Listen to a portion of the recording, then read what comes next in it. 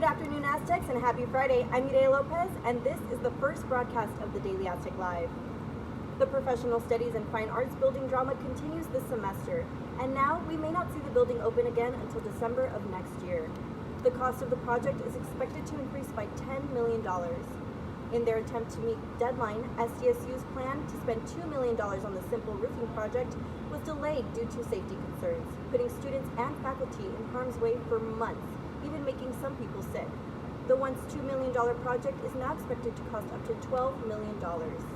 Until the building reopens, the university has opened 5 new PSFA annex buildings and has relocated many other departments to other locations. A new potential look for SDSU West was revealed this summer during the annual FanFest event. The new stadium boasts seating for 35,000 fans, student-specific amenities with discounted concessions, and meal plan options. The stadium will also be shared with the United Soccer League in San Diego. SDSU's Parking and Transportation Services recently announced the Late Night Ride program.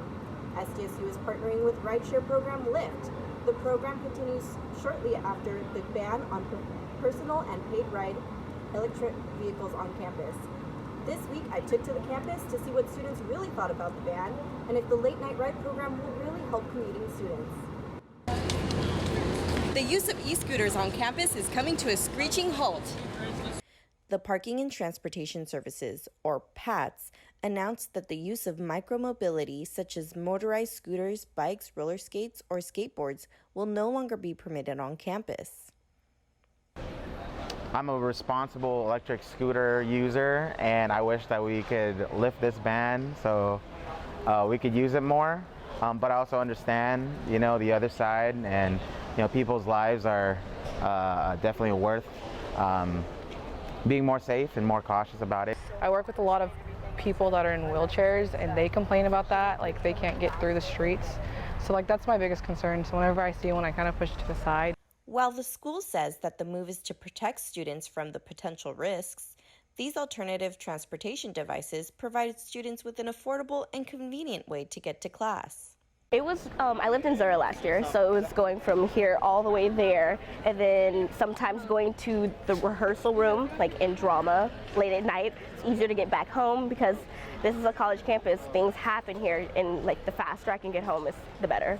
For students commuting near campus, PATS suggests using the Red and Black Shuttle or Lyft, which PATS is offering to pay the first $5 of your ride twice a month.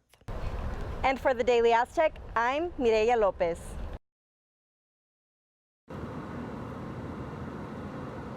It was the first shutout in over 2 years for San Diego State football. The season opener was also the lowest scoring game in SDSU's Division I football history. A game of defense and lackluster offense resulted in a 6-0 win over Weber State last Saturday in the Aztec season opener. After the botched offensive showing, head coach Rocky Long called the performance ugly, and offensive coordinator Jeff Horton called it an embarrassment. Quarterback Ryan Agnew averaged just over 3.5 yards per passing attempt, while running back Juwan Washington ran for only 55 yards on 22 carries. The saving grace for the Aztecs offense was kicker Matt Ariza, who scored the only points of the game in his first collegiate appearance. Defense, on the other hand, was a completely different story for the Scarlet and Black. The Aztecs allowed 154 total yards, and defensive back Tariq Thompson had a big interception late in the fourth quarter. And it doesn't hurt when your defense produces a shutout either. Now the team will head to the Rose Bowl tomorrow to take on UCLA. The Bruins are coming off a Week 1 loss to Cincinnati and definitely won't take a backseat on their home turf. In a press conference Tuesday, Coach Long said the Bruins, quote, outplayed Cincinnati in every way except they turned the ball over, adding UCLA is a very good football team. Juwan Washington is listed as questionable due to an ankle injury suffered last weekend. SDSU could turn to Jordan Bird to carry the football if Washington is ailing.